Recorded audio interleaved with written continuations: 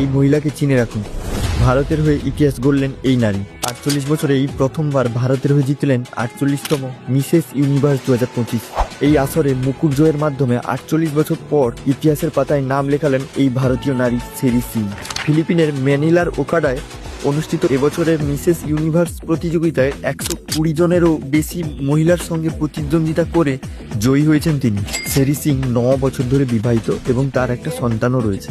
সেরি সিং দীর্ঘদিন ধরে সুবিধাবঞ্চিত মেয়েদের শিক্ষার জন্য অনেক সহায়তাকারী অর্গানাইজেশনের সঙ্গেও কাজ করেছেন এবং ধারাবাহিকভাবে মেন্টাল হেলথ নিয়েও কথা বলেছেন। তিনি ফ্যাশন লুক, ফিটনেস টিপস ছাড়াও স্পিরিচুয়ালিটি নিয়েও অনেক তথ্য শেয়ার করেন।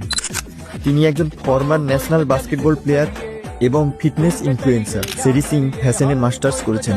এর আগে সুস্মিতা সেন, লারা দত্ত, হরনাথ সিন্ধু মিস ইউনিভার্স হয়েছিলেন, কিন্তু মিসেস ইউনিভার্স এই প্রথমবার যে মুকুট পরে তিনি দেশকে গর্বিত করে দিয়েছেন।